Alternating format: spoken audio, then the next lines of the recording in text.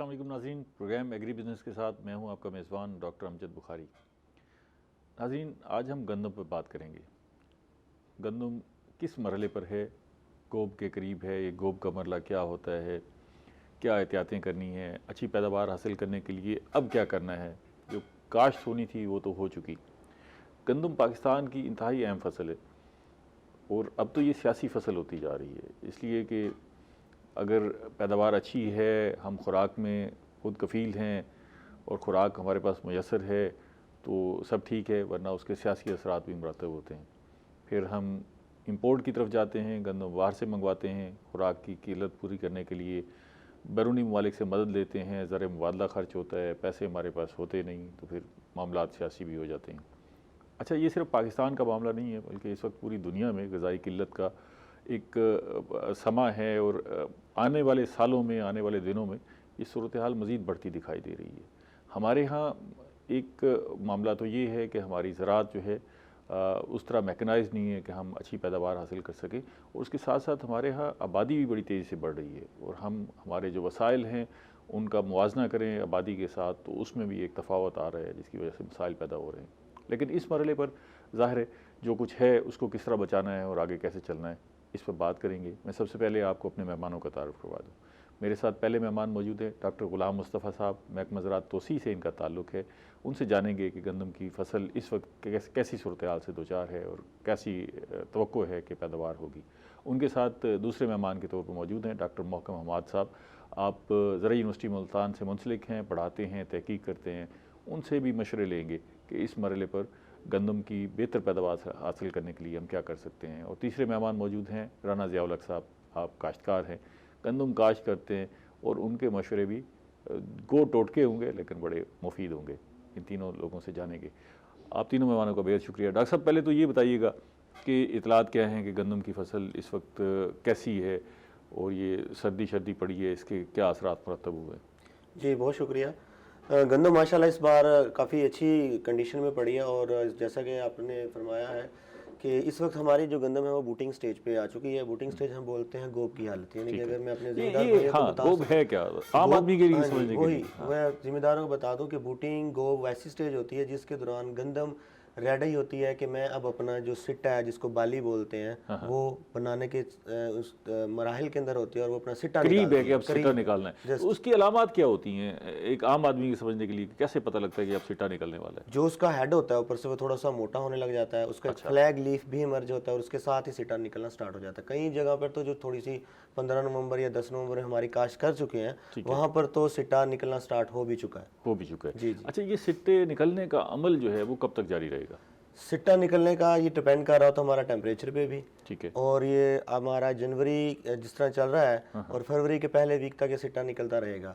अगर temperature strong तेज़ ना हुआ, राइज ना हुआ, तो फिर ये फरवरी के 10-12 तक भी जा सकता है।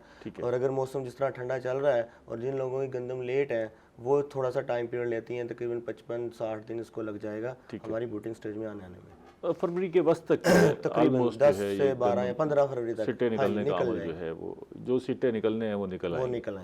अच्छा डॉक्टर साहब, ये जो सर्दी है, सर्दी पिछले दिनों ज़रा शदीद पड़ी और आने वाले दिनों में भी एक स्पेल का इम्कान है, तो ये लोग परेशान हो गए, कोहरा भी पड़ने लग गया।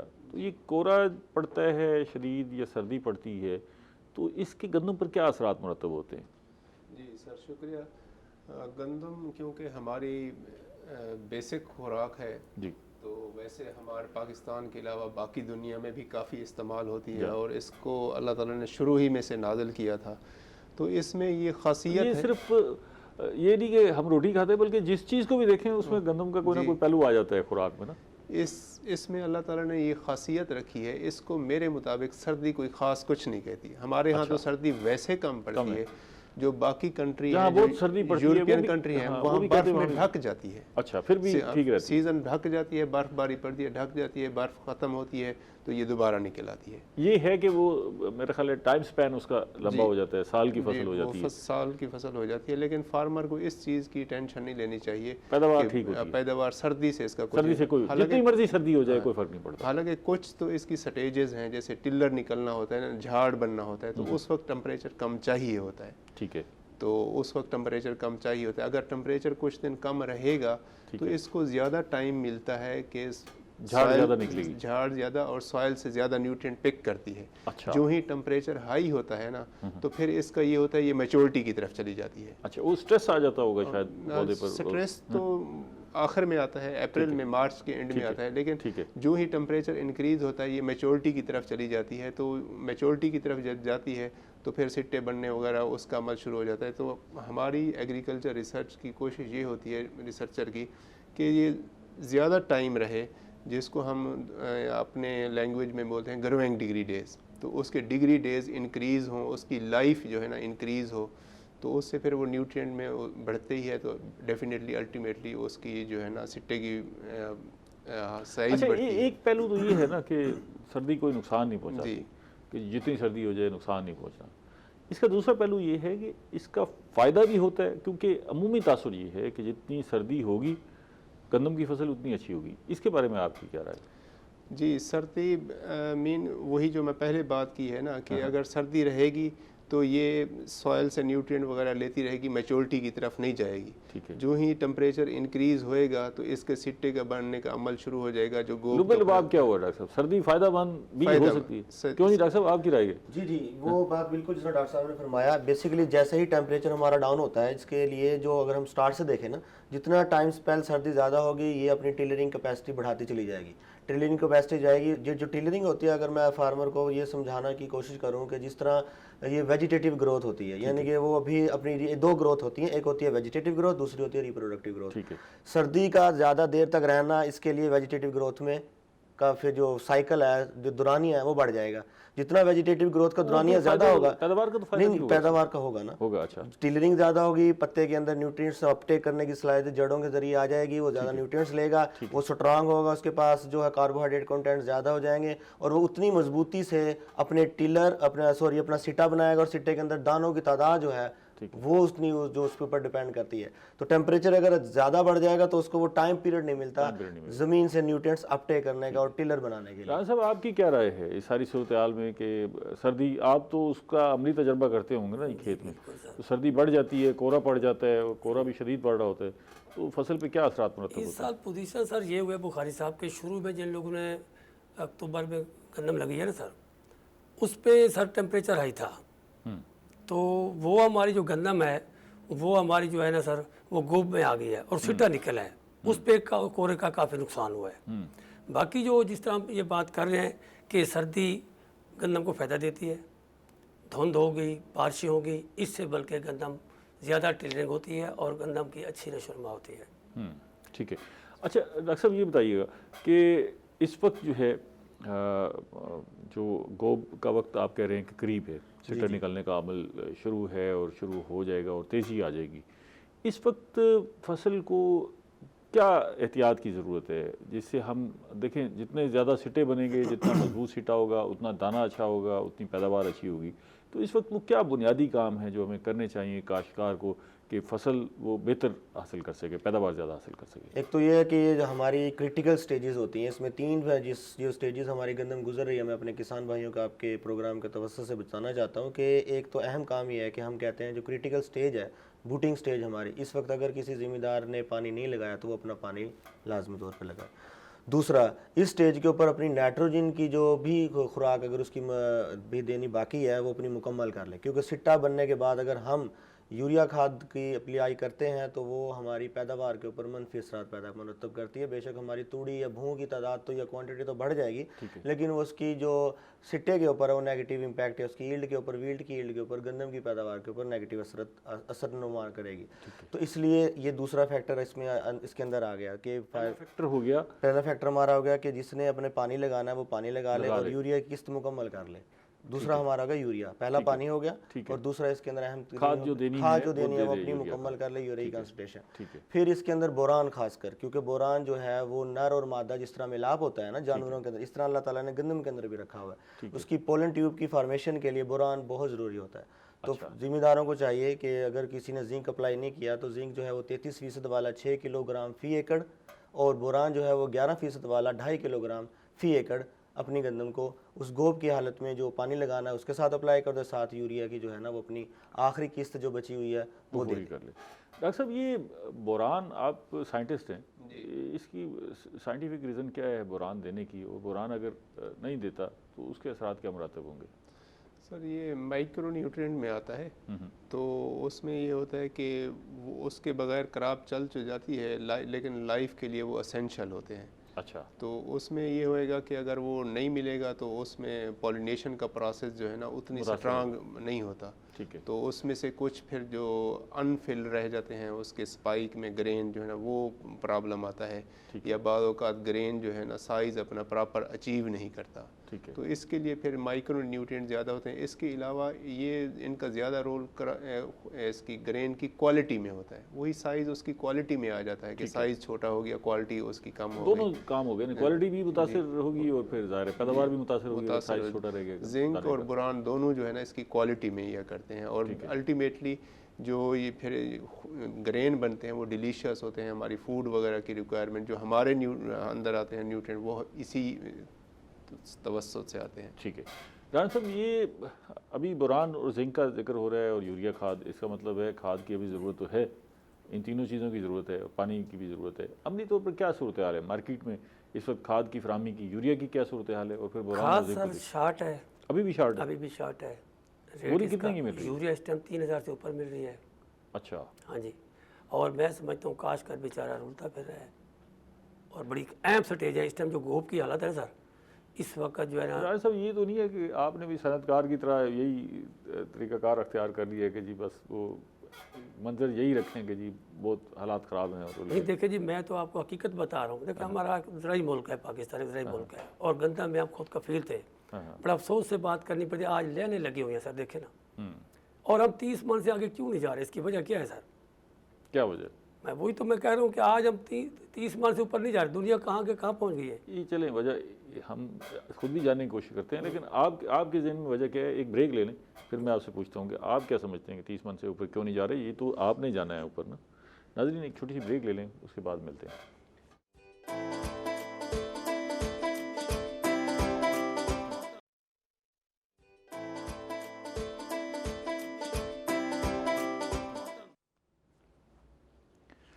वेलकम बैक नाजरीन, हम गंदम की फसल पे बात कर रहे हैं और ये मरहला बड़ा अहम है, इसमें हमने क्या करना है। अभी हमारे साथ काश्तकार मौजूद हैं, राना ज़िया उल हक साहब। इन्होंने खुद ही एक सवाल उठाया कि हम 30 मन से ऊपर पैदावार क्यों नहीं हासिल कर पा रहे। तो इनसे जवाब भी खुद ही लेते हैं कि काश्तकार हैं, हम तो इनसे तवक्को करते हैं ना कि ये 100 मन पैदावार लेके दिखाएं। तो ये खुद ही कह रहे हैं कि जी आप बताएं जी हम 30 मन से ऊपर क्यों नहीं जा सकते। तो राना साहब, क्यों नहीं जा पा रहे हम 30 मन से ऊपर? सर उसकी एक वजह है ना सर, जब हमने गंदम काश्त करनी थी उस टाइम आपकी फास्फोरस का रेट 11,500 था। काश्तकार की पहुंच तो बहुत ज़्यादा रेट है, उसको उस वक्त कम, जब हमने काश्त कर लिए वो रेट नीचे आ गया।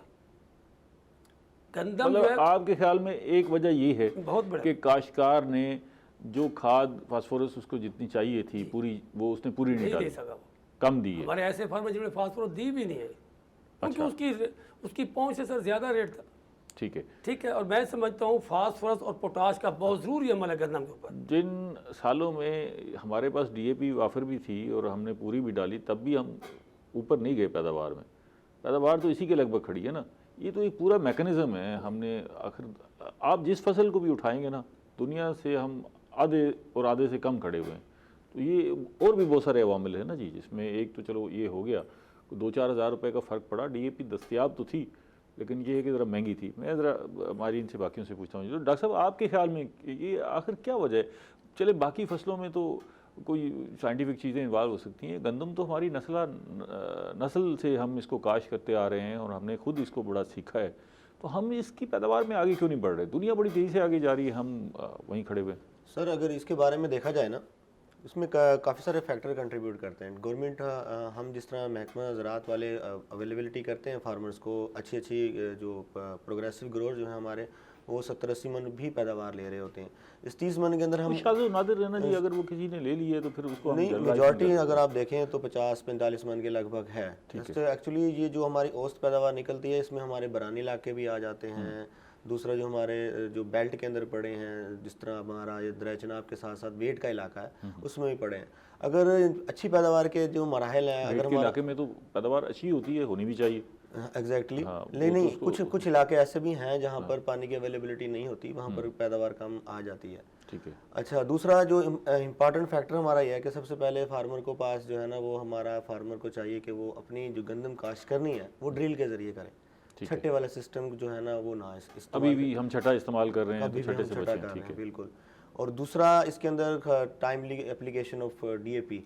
जिस वक्त हम ज़मीन सीड बेड तैयार कर रहे होते हैं, फाइनल तैयार कर रहे होते हैं, उस वक्त डीएपी जरूरी है। वो तो अभी राणा साहब ने कहा जी अब डीएपी दस्तयाब नहीं थी, तो एक नहीं, डीएपी अवेलेबल थी। मैं राणा साहब से पूछ लूँ, ये अभी तक लोग छठा क्यों कर रहे हैं? जब आपको महकमा ज़राअत बार बार कह रहे हैं कि भाई आप ड्रिल के जरिए काश्त करें, फिर छठा क्यों कर रहे हैं? सर देखें, आपका 70% छोटा फार्मर है। हाँ। कितने लोगों के पास ट्रैक्टर होंगे? उनके पास 2-4 एकड़ 5 एकड़ वाला बेचारा ड्रिल कहाँ से लेकर आएगा, मुझे बताएं सर।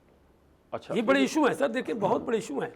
लेकिन ये तो है ना कि जी अब देखें ट्रैक्टर भी सबके पास नहीं है। सबके पास नहीं है, नहीं है ना, तो पानी भी ट्रैक्टर जब अगर किराए पर लिया जा सकता है तो ड्रिल भी किराए पर ली जा सकती है। और फिर अब तो हम ये देखते हैं कि 2-4 फार्मर इकट्ठे मिल के अपने इनपुट्स जो है वो शेयर कर रहे होते हैं। छट्टे वाला तरीका भी इतना सर वो ख़राब तरीका नहीं है सर, उसमें भी 70-80-75 मन पैदावार ले सकते हैं आप। क्यों जी डॉक्टर साहब? ये जी देखिए, छठे से देखिए 70-80 मन पैदावार ले सकते हैं, फिर 30 मन क्यों ले रहे हैं हम? हाँ। छठे से लेकिन अगर साइंटिस्ट, अगर हमारे गरीब माहिरीन कह रहे हैं कि छठे को छोड़ के आप ड्रिल की तरफ आएँ, तो कोई ना कोई रीज़न है ना जी। वैसे इसकी उसमें झाड़ ज़्यादा बनता है क्या? नहीं, देखिए पहली बात तो मैं ड्रिल का बता दूं, जिस तरह हमारे जिम्मेदार भाई फरमा रहे हैं कि ड्रिल नहीं अवेलेबल हो सकती, ड्रिल अवेलेबल हो सकती है। हमारे किसानों को, जिम्मेदार भाइयों को चाहिए कि वो एक कम्युनिटी बनाए, ताकि एक बंदा एक औजार ले ले। देखें जहाँ पर कम्युनिटी बनी हुई भी है ना जी। अब ट्रैक्टर जो है हर आदमी के पास तो मुयसर नहीं है ना, लेकिन वो अपनी काश्त तो करता है। अगर छठा करता है तो उस तरह एक गांव के अंदर, एक देहात के अंदर वो बंदे, किसी के पास ड्रिल अवेलेबल होगी, वो ड्रिल लाजमी डोर पे करें। देखें ड्रिल के फायदे कितने होते हैं। एक तो आपका जो सीड होता है उसकी एक डेप्थ होती है, वो कांस्टेंट चलती है। दूसरा हमारी जो क्रॉप होती है वो प्लांट टू प्लांट डिस्टेंस में मेंटेन होता है। फिर जब छठा करेंगे आप, कोई बीज ऊपर आ जाता है, कोई बहुत गहराई में चला जाता है, तो जो नंबर ऑफ प्लांट या जो है ना हमारे पर एकड़ वो पूरे नहीं होते। ठीक है। एक जो फैक्टर, सिमेट्री भी नहीं आती। सिमेट्री भी नहीं आती। ठीक है। और उसका गिरने के चांस भी ज़्यादा होते हैं। ठीक है। लॉजिंग जिसको हम बोल देते हैं। ठीक है। डॉक्टर साहब ये बताइएगा, आपकी क्या राय है? ये हम 30 मन पे क्यों खड़े हुए हैं? आप साइंटिस्ट हैं, आपने हमें वो तरीके बताए नहीं है हमारा काश्तकार आगे बढ़े। सर मैं बताता हूँ, पहले तो वो ड्रिल से थोड़ी सी बात मैं करता हूँ कि डॉक्टर साहब ने जैसे करना, सिमेट्री आ जाती है। अगर हम बालों का छठा करते हैं तो एक साइड पे दाने ज़्यादा चले जाते हैं, एक साइड पे थोड़े कम आ जाते हैं। तो जहाँ ज़्यादा चले जाते हैं वहाँ कंपटीशन बढ़ जाता है पौधों के दरमियान, जहाँ कम है तो वहाँ पे वो और मसला हो जाता है। तो इसमें जो ड्रिल है वो इक्वल जब डिस्ट्रीब्यूशन करती है तो हर पौधे को equal light, equal nutrient proper जिस तरह हम डाल रहे होते हैं वो खुराक भी सही मिली, मुतवाजन मिली और लाइट भी ठीक मिली। अब आ जाए अगली बात जो है ना 30 मान वाली। पहले आपकी भी ये राय यही है कि छठे को हमें ख़त्म करना चाहिए और ड्रिल के जरिए काश्त करना चाहिए। ड्रिल भी मैकेनाइज आ गई है हमारी एग्रीकल्चर यूनिवर्सिटी में, आप विजिट करें। ठीक है। मैकेनाइज ड्रिल आ गई हैं जो कॉस्टली भी नहीं है और ऑटोमेटिक ड्रिल है। ठीक है। तो दूसरा है कि 30 मन वाली एक बात है ना, जब गंदम हम जाएं पीछे 1960 में, तो उस वक्त जो है ना जब इन्होंने टाल वेराइटी से ब्रीडर ने शार्ट वेराइटी दी थी तो ग्रीन रेवोल्यूशन आया था। तो उसमें खातिर खा गंदम का पैदावार में इजाफा हुआ सा 15 से जो है ना 30-40 मन तक चली गई थी और वो आज तक वही चलती आ रही है 30-40। अब अगला स्टेप, हमारी पॉपुलेशन बढ़ गई है, हमारी डिमांड बढ़ गई है, तो हमें एक और जंप की ज़रूरत है, एक अच्छी वैरायटी और लाने की ज़रूरत है। और ज़रूर उसका हल ये निकाला है ब्रीडर ने अभी कि आपको गंदम के हाइब्रिड की तरफ जाना पड़ेगा। जैसे मेज़ है, हाइब्रिड की तरफ जाते हैं तो सारे फार्मर की बराबर यील्ड आती है। 180 मन पर एकड़ आ रही है तो सारों की बराबर 100 मन सारों की बराबर आ रही है, तो उसमें हाइब्रिड चल रहा है। तो इस तरह गंदम में भी हाइब्रिड जो है ना आना पड़ेगा। हाइब्रिड लाना तो पड़ेगा, लेकिन कौन लाएगा? मैं बता रहा हूँ सर, हाइब्रिड लॉन्च हो चुका है हमारी ज़रूरी यूनिवर्सिटी में भी हाइब्रिड लगे हुए हैं, ट्रायल बेसिस पे लगे हुए हैं। Hopefully with in few year जो है ना वो फार्मर के पास भी है, अभी भी प्रोग्रेसिव फार्मर के पास ट्रायल बेसिस पे आए हुए हैं। उसका फ़ायदा ये होता है कि वो दो नस्लों के दरमियान क्रॉस होता है। और सिंपल मैं फार्मर को बताना चाहूँ, दो पौधों के दरमियान क्रॉस होता है। क्रॉस से ये होता है कि उसमें अपना वेराइटी में स्ट्रेंथ आती है, उसकी मैकेनाइज होते हैं कि इसमें इतने नंबर आने हैं, ग्रेन आने हैं, इतनी हाइट उसकी रहनी है, अल्टीमेटली उसकी यील्ड जो है ना कितनी आनी है वो भी डिसाइडेड होता है, सारे ग्रेन बराबर होते हैं।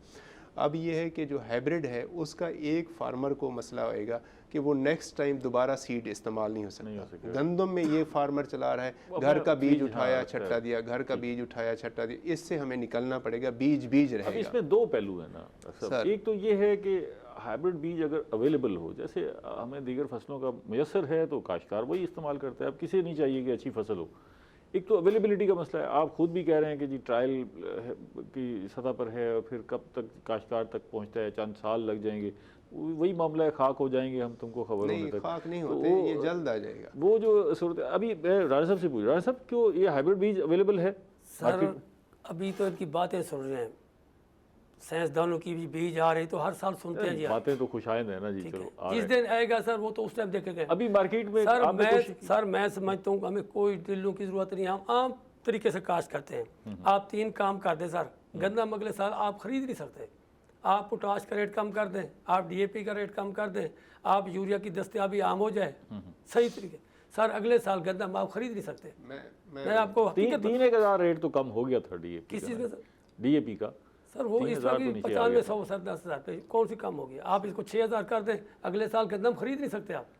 क्यों? मैं चैलेंज से कह रहा हूँ सर, बड़े वसूख से ये बात उस बात से हटें कि पहले है कि गंदम का सीड जो है ना, सीड अवेलेबल होएगा अपना हाइब्रिड का हमारे पास, लेकिन आपको आना ड्रिल पे पड़ेगा। हाइब्रिड जो होएगा वो ऐसे नहीं चलेगा कि 50 kg पर एकड़ वो छट्टा देता रहेगा। हाइब्रिड का सीड जब भी कैलकुलेटेड होगा, कैलकुलेटेड आता है, तो उसके लिए हमें ड्रिल चाहिए। ड्रिल अब फार्मर जो है ना 40 kg पर एकड़ गंदम काश्त कर रहा है, तो ड्रिल के साथ हम 20 kg पर एकड़ तक जा रहे हैं हाइब्रिड सीड में। ट्रायल हमारे पास लगे हुए हैं 20 kg। आधी बचत तो यही होगी, आधी बचत तो यही हो जाएगी, सीड अवेलेबल हो गया। स्टैटिस्टिकली देखें तो उसके जो अगर कैलकुलेट करें तो उसके नंबर ऑफ प्लांट जो है ना पर एकड़ पूरे हो जाते हैं 20 kg से, तो फिर आगे क्यों जाते हैं 40-50? वो 40-50 जो बीज हाइब्रिड तैयार हो रहे हैं जी, ये इंडिजिनस है, मकामी तौर पर तैयार हो रहे हैं? वैसे बाहर से तो अवेलेबल हैं, लेकिन गंदम का ये होता है कि हम मकामी सीड इस्तेमाल करते हैं क्योंकि इस पे इंडिपेंडेंट होना चाहिए सीड। अगर हम काश्ता रकबे को देखें तो हमें तो बड़ी मिकदार में सीड चाहिए ना जी। पाकिस्तान के काश्ता रकबे को देखें तो इस हिसाब से तो बहुत सीड चाहिए।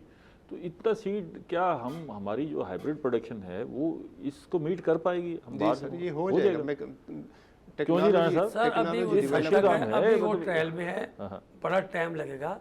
इस वक्त हम हालात बहुत आपको पता संगीन है सर, गंदम का बहुत बड़ा इशू बना है, तो इसको तो बड़ा शार्ट करके इसको तो अच्छे सीड लेकर आए। अच्छी सीड की तो बात हो रही है। अच्छा ये एक हाइब्रिड की मैं 3-4 साल से सुन रहा हूँ कि जी हाइब्रिड आ रहा है। 100 एकड़ तक लगा है। फातिमा फर्टिलाइजर वालों के पास 100 एकड़ हमने लगवाए हैं। अच्छा, तो मुख्तलिफ कंपनियों को इस साल दे दिया है सीड। ठीक है, तो उन्होंने लेकिन वो बीज के लिए तो इस्तेमाल नहीं हो सकना ना फिर अगले साल। ये तो नहीं है कि जी आप वो इसलिए तो बीज आ जाएगा। वो जो आपने पहली बात की कि हमें बल्क क्वांटिटी में चाहिए, पहले वो उस क्वांटिटी की तरफ जा रहे हैं। उनकी क्रॉस करके पॉपुलेशन वगैरह बना के जब अनाउंस हो तो उनके पास उस क्वांटिटी में अवेलेबल हो। ठीक है, तो इसलिए अनाउंस नहीं कर रहे। जब वो क्वांटिटी तक पहुंच जाएंगे तो हर साल फिर वो सीड आता रहेगा। मेज़ का नहीं रहा। क्या सोच रहे हैं हाइब्रिड बीज पर? और ये जो हमें तो उसकी बड़ी रिक्वायरमेंट चाहिए ना। हम काश्ता रकबे को देखें तो बहुत ज़्यादा मिकदार में चाहिए बीज। वो तो फिर अचानक वो जो काश्तकार ने एक बड़ी मिकदार में गंदम स्टोर की होती है बीज की खातिर, वो भी मार्केट में आ जाएगी और ये इतना बीज भी चाहिए। देखिए कुछ मैं आपको बताता चलूँ जिस तरह हम हमारे किसान भाई जो इस चीज़ को कंसिडर कर रहे हैं कितना मैक्सिमम अवेलेबिलिटी नहीं होती है आजकल। अगर हम 50 किलो या 60 किलो बीज रेकमेंड करते हैं, हम इन चीज़ों को मद्देनजर रखते हुए करते हैं। हमारे किसान कुछ ऐसे हैं जो ड्रिल कर रहे हैं, कुछ ऐसे हैं जो छटा कर रहे हैं, ठीक है, ताकि वो सीड की क्वान्टिटी बराबर रहे।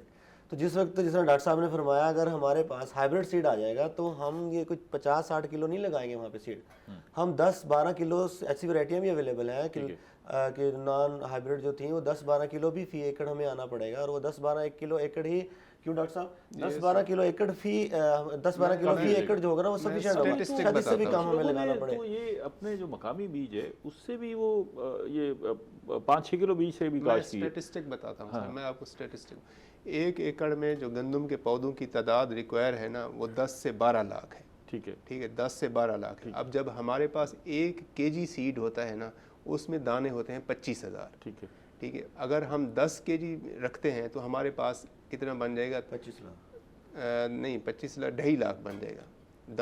10 kg का जो है ना 2.5 लाख हमारे पास बन जाएगा। अब 2.5 लाख हमारे पास सीड है, अब हमने उसको अगर 2.5 लाख को फील्ड में ले, अल्लाह ताला ने कुदरत रखी है 1 से 7 पौधे बनते हैं गंदम के, तो वो 2.5 को अगर 7 से मल्टीप्लाई करें 15 लाख बन जाते हैं। 15 लाख को कम करके अब 12 लाख हो जाते हैं, पौधे पूरे हो जाते हैं। लेकिन अब प्रॉब्लम कहाँ पे आता है कि दाने ज़ाय ना हो, इक्वल डिस्ट्रीब्यूशन हो, ऊपर नीचे ना जाए। अगर कोई हमारे पास ऐसा मैकेनिज़्म आ जाए कि दाने इक्वल डिस्ट्रीब्यूशन हो, जैसे चोपा लगाते हैं ना, इस तरह का कोई हमारे पास मैकेनिज़्म आ जाए तो वो 10 kg भी पूरे हैं। इस पे बात करते हैं, चोपे पे भी ना, ये अहम मौजू है।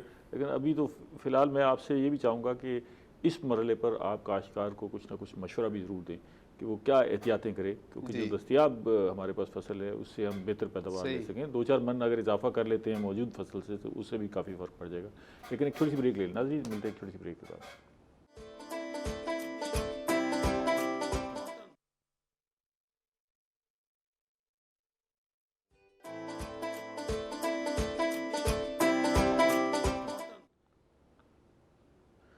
वेलकम बैक नाज़रीन, हम गंदम की फसल पे बात कर रहे हैं। जिस मरहले पर गंदम की फसल है, इससे बेहतर पैदावार कैसे हासिल की जा सकती है, ये आज का मौजू है। डॉक्टर साहब, ये जो हमारा रिवायती तरीक़ाकार है जिसमें छटा भी है और ड्रिल भी है और DAP की कमी भी है और बीज भी जो है वो जिस तरह का दस्तियाब है, इस सारी सूरत हाल को देखते हुए हमारे पास आइडियल फ़ी एकड़ पैदावार क्या होनी चाहिए कि काश्तकार को इन सारे कंस्ट्रेंट्स के बावजूद इतनी पैदावार तो लेनी चाहिए?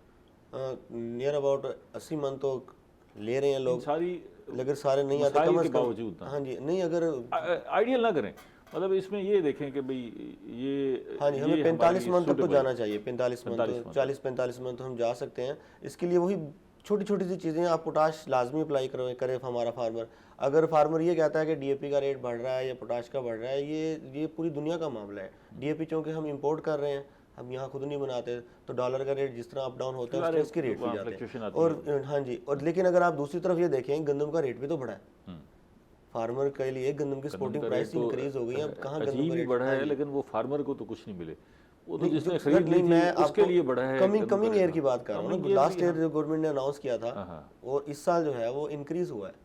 अगर आप उसको अगर 30 मन के हिसाब से भी लगाएं, अगर गवर्नमेंट 700 या 1000 रुपये बढ़ाती है तो 30,000 रुपये बढ़ा है। गंदम के अंदर फार्मर हमारा DAP की एक वो इस्तेमाल कर रहा है, पोटाश इस्तेमाल ही नहीं करता।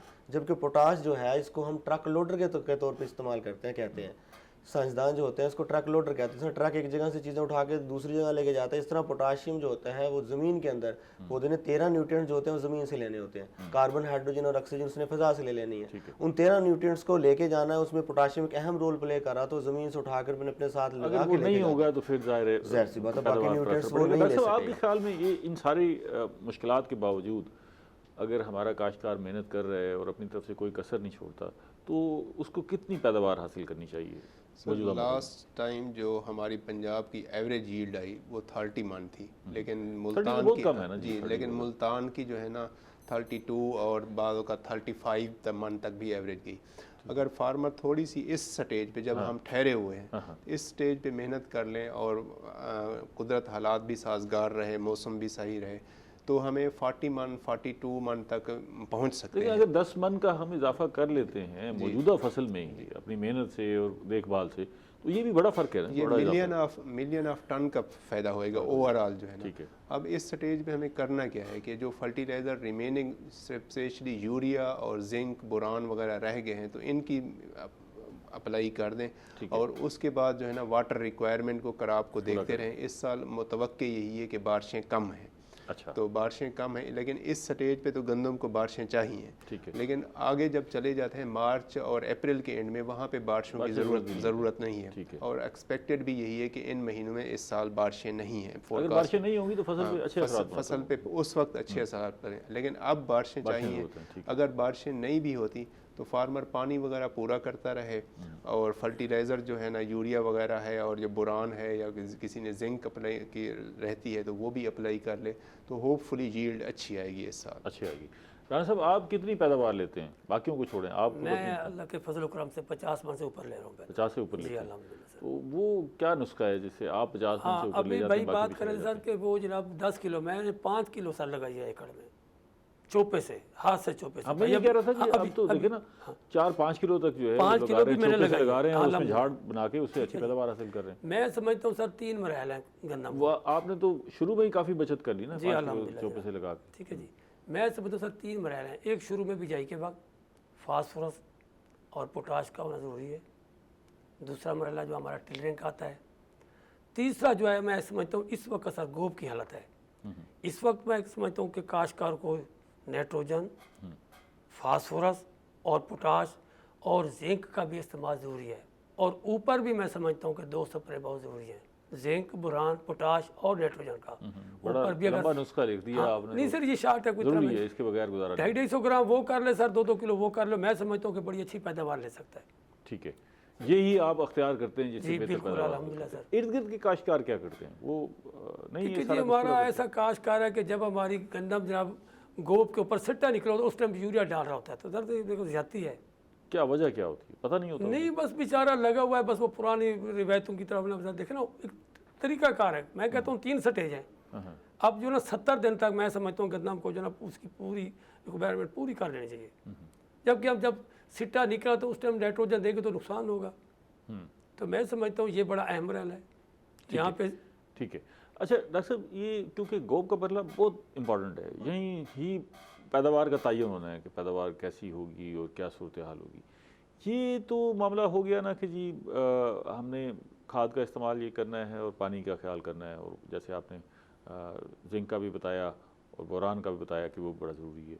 इस मरले पर भी कोई जड़ी बूटियों का है खदशा जब आप ये पानी देते हैं और ये सारा कुछ करते हैं, या इस मरले पर कोई इशू नहीं है? नहीं, अगर फार्मर ने जड़ी बूटियों की कंट्रोल के लिए स्प्रे का इस्तेमाल कर लिया है तो इस वक्त कोई ज़रूरत नहीं होती, क्योंकि एक तो पौधे ने अपना झाड़ इतना बना लिया होता है कि नीचे जो भी कोई छोटी मोटी जड़ी बूटी उगेगी उसके पास ना तो सूरज की रोशनी पहुंचेगी, ना ही उसने कोई जो अपनी फोटोसिंथेसिस का काम करना है या कोई न्यूट्रिएंट्स अपटेक करने होते हैं।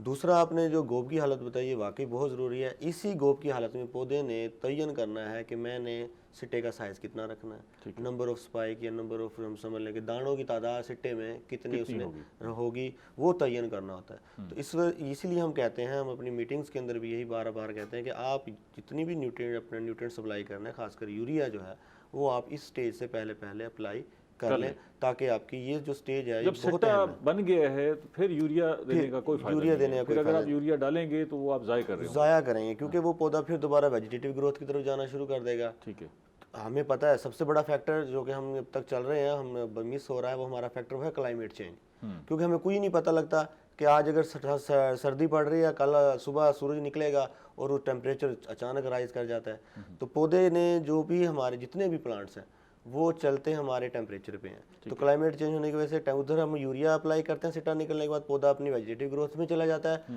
टेम्परेचर राइज होता है, पौधे को पता चलता है कि लो जी अब टेम्परेचर हाई हो रहा है, मेरे अब जो दिन है वो पूरे हो गए, क्योंकि उसने रिप्रोडक्टिव ग्रोथ की वजह से पता चलता है कि मैंने अब मर जाना है। ठीक है, तो वो कहते हैं मैं जल्दी जल्दी से अपनी जो है ना वो पौधों अपने बीजों की तादाद पूरी करूं, वो जल्दी जल्दी में ही फिर वो ना उधर के रहे ना इधर के, तो वो फिर पौधों के अंदर तो सिट्टे के अंदर दानों का एक तो तादाद कम हो जाती है, दूसरा उनका वो साइज नहीं बन पाता जो हमें रिक्वायर्ड होता है। फिर इसके अंदर एक अहम रोल जो होता है, जो आजकल स्टेज चल रही है जिसके अंदर हम कहते हैं कि हमें इस गोब की हालत में यूरिया डाल देना चाहिए, उसके पीछे की मिथ होती है कि सिट्टे के साथ एक पत्ता निकलता है जिसे हम बोलते हैं फ्लैग लीफ, झंडे वाला पत्ता। ठीक है, 40 से 45% जो सिट्टे के अंदर प्रोडक्शन होनी है, ग्रेन फिलिंग होनी होती है, उसका अहम रोल होता है। अच्छा, और उसी पत्ते के ऊपर क्या तहफ़्फ़ुज़ के लिए उसका अहम रोल होता है या क्या? नहीं, वो उसके अंदर खुराक के तौर पे वो उसके लिए सोर्स होता है। ठीक है, और सिट्टा जो होता है सिंक होता है। ठीक है, यानी कि उसने खुराक तैयार करनी है और वो सारी की सारी सिट्टे के बाहर जानी होती है। अच्छा, ठीक है। और यही स्टेज है कि आगे अगर बारिशें, जिस तरह अगर हमारे फार्मर को देखना चाहिए वेदर फोरकास्ट के मुताबिक, अगर बारिश की पेशन गोई है, यूरिया का इस्तेमाल आपने कहीं ज़्यादा तो नहीं कर दिया, तो आपके लिए ये भी बहुत ज़रूरी है कि आगे आने वाले दौर में मौसम के साथ साथ आपके पास रस्ट का अटैक भी हो सकता है, जिसको हम कुंगी भी कहते होते हैं। ठीक है, उसके तदारुक के लिए उसके तदारुक के लिए सर ये एक तो फ्लैग लीफ की बात हो रही है, दूसरा ये है कि ये वेजिटेटिव ग्रोथ जो है वो किस मौसम तक, किस अरसे तक जारी रहेगी, और फिर ज़ाहिर है हमें असल तो ये है कि काश्तकार को तो ये पता नहीं चल सकता कि ये वेजिटेटिव ग्रोथ अब रोकनी है, उसकी तरफ हमने नहीं जाना, बल्कि सिटे की तरफ सारा फोकस करना है। तो ये वो कैसे समझेगा कि जी अब ये स्टेज है? एक तो है कि फ्लैग लीफ वाला, क्योंकि फ्लैग लीफ पे ज़्यादा तवज्जो इसलिए होती है, वो आखिरी लीव्स होता है और वो इरेक्ट होता है, वो सारी लाइट वही कैप्चर करता है, बाकी लीव्स नीचे आ जाते हैं, फोटोसिंथेसिस उससे ज़्यादा होती है, तो उस पर इसलिए तवज्जो दी जाती है। ठीक है। दूसरा, पहले बात हुई थी कि वीड्स की जो है ना, जड़ी बूटियों की, तो कुछ जड़ी बूटियाँ होती हैं वो सप्रेस हो गई, अब नीचे चली गई, लेकिन कुछ जड़ी बूटियाँ ऐसी होती हैं जैसे दुम्बी सिट्टी है और जंगली जई है, वो आखिर तक इसके साथ रहती हैं। अब उसका हाल यही है कि फार्मर को वैसे कुछ स्मॉल स्केल पे करते हैं, उसकी हैंड पिकिंग करते हैं एज चारे के तौर पे, उसको अगर रिमूव कर दें तो उससे अपनी गंदम की क्वालिटी भी अच्छी होती है और पैदावार भी अच्छी होती है। अच्छा, वो कम्पिटेंट इस मरले पर सूटेबल भी यही है कि हैंड पिकिंग कर लें? हैंड पिकिंग थोड़ा सा बड़े आगे, पैमाने पर अगले थोड़े से आगे जाके होती है, वो उसका अपना सिट्टा क्लियर हो जाता है, वो पौधे डिफरेंशिएट हो जाते हैं, फार्मर प्रैक्टिस करते हैं उसकी। ठीक है, ठीक है। तो तीसरी बात आपने ये पूछी कि उसमें जो है ना वेजिटेटिव और रिप्रोडक्टिव, हाँ, तो अगले महीने जो ही उसका सिट्टा निकलेगा, तो सिट्टा निकलेगा तो वो रिप्रोडक्टिव अपना उसकी स्टेज पौधा खुद भी वो ट्रांसफर हो जाएगा, ट्रांसमिट हो जाएगा कि वो स्टेज आगे चली जाती है ना। तो चाहे गंदम जिस स्टेज पे होएगी, तो जब टेम्परेचर इंक्रीज़ होता है तो ऑटोमेटिकली वो रिप्रोडक्टिव ग्रोथ की तरफ चली जाती है, तो मजबूरन उसको जो छोटी होती है वो भी उसी स्टेज पे सिट्टा निकाल लेती है। तो कुछ गंदम का जो अर्ली थी उसका सिट्टा निकला हुआ था, उस पर मैं बाद में बात करूँगा, लेकिन जो अगले महीने निकलेगा सिट्टा, तो वो फिर आगे मार्च के एंड तक वो रहेगा और अप्रैल में उसकी जो है ना मैच्योरिटी हो जाएगी, अप्रैल के पहले वीक में। लेकिन एक बात शुरू में हमने की थी कि फार्मर कुछ ऐसे थे जिन्होंने अक्टूबर में गंदम लगा ली थी, अब उसका रिकमेंडेशन जो हमारी है वो नवंबर में है, 15 नवंबर से 15 नवंबर। अक्टूबर में उन्होंने लगा थी, गवर्नमेंट ने इमदादी कीमत अच्छी रख दी थी, 3200-3500 पर मन रख दी थी, तो अक्टूबर में भी उन्होंने उसका नुकसान ये निकला कि उनकी जो गंदम है उसने अपना रिप्रोडक्टिव ग्रोथ की तरफ आ चुकी है, उसने सिट्टा निकाल लिया है, लेकिन हालिया जो सर्दी पड़ी ना, आप कह रहे थे सर्दी का कोई हम कह नुकसान, उस पे नुकसान हुआ सर्दी में, क्योंकि वो अर्ली काश की है, वो अर्ली काश की, वो पहले रिप्रोडक्टिव की तरफ चली गई, ऊपर सर्दी पड़ गई, पोलिनेशन नहीं हो पा रही, तो उनमें थोड़ा सा प्रॉब्लम आ सकता है उस गंदम पे जो बहुत अर्ली काश्त हुई है सर्दी में। ठीक है राणा साहब, ये ऐसी गंदम है तो उसके बचाव के लिए क्या करना है? आपने भी कोई अर्ली लगाई थी, अक्टूबर में लगाई थी? नहीं सर, इर्द गिर्द जो काश्तकारों ने लगाई है? हाँ लगाई है, तो उसका नुकसान तो डॉक्टर साहब वो तो अगेती की तरफ गए कि जी अच्छी पैदावार लें, लेकिन नहीं जी, हमारा जो टेम्परेचर है सर शुरू में हमारा ज़्यादा था, जिसकी वजह से वो सही बता रहे हैं कि जनाब उसने गोब पे आगे सिट्टा निकल गया, तो कोहरा बहुत पड़ा है, अब फिर भी रात भी पड़ा है, शायद 2-3 दिन और भी इसके चांस हैं, तो इससे सर गन्नम का काफ़ी नुकसान है। अच्छा राणा साहब, सच्ची बताएं कि हम तो ये सारी गंदम की प्राइस से परेशान हैं बतौर कंज्यूमर, आम आदमी। आप और काश्तकार तो खुश होंगे भी, चलो ठीक है गंदम के पैसे इस दफ़ा अच्छे मिलेंगे और किल्लत भी होती नज़र आ रही है और उसमें पैसे ठीक मिलेंगे। खैर साहब यकीन ही जानिए ना, जब मैं लोगों को लाइन पे देखता हूँ ना, मेरा दिल रोता है, यकीनी बात, ये सोचना की बात, मैं हकीकत मैं कहता हूँ कल आप फास्फोरस पोटाश का रेट कम कर दें, यकीन करें आप 2000 में गंदम दे कोई मसला नहीं। मेरा जो छोटा गरीब अब बेचारा है दिहाड़ी, अच्छा हमारा गैप भी थोड़ा सा है, हमारी पैदावार और ज़रूरत के दरमियान कोई बहुत बड़ा गैप नहीं है, इसको सिर्फ हम मैनेजमेंट से भी फिल कर सकते हैं। अगर हम बेहतर फसल की मैनेजमेंट कर लें तो उससे ही इस गैप को फिल कर सकते हैं और हम इंपोर्ट की तरफ जाना भी नहीं पड़ेगा। भाई उस टाइम एक भाई बात कर रहे थे उस टाइम की जी रेट बहुत अच्छा है, मेरे भाई हमने 2000 में बेची है, और आपको मैं नहीं कहता कि खुश थे आप? अच्छा, हम हर हाल में खुश है, काश्तकार हमारा हर हाल में खुश होता है, अल्लाह के साबरी है काश्तकार। जब गंदम का रेट 5000 भी तजावज़ कर गया है, देखें कितना बड़ा जुल्म है। ठीक है राणा साहब, हमारे प्रोग्राम का वक्त खत्म हो गया जी, आप तीनों मेहमानों को बेहद शुक्रिया। नाज़रीन, हम गंदम पे बात की, गंदम जिस मरहले पर है गोब का मरला है, मतलब सिटा बनना है, और सिटा बनेगा, जितना अच्छा सिटा बनेगा उतनी पैदावार अच्छी होगी, दाने ज़्यादा होंगे, दाना मजबूत होगा, बड़ा होगा, पैदावार अच्छी होगी। कोशिश करें कि जो आपने गंदम उगाई है अगर इसको भी अच्छे अंदाज से मैनेज कर लें तो हमारे ऊपर जो प्रेशर है कि हमने गंदम बाहर से मंगवानी है, ये काफ़ी हद तक कम हो सकता है। अगले प्रोग्राम तक इजाज़त दीजिए, अल्लाह ने के बाद।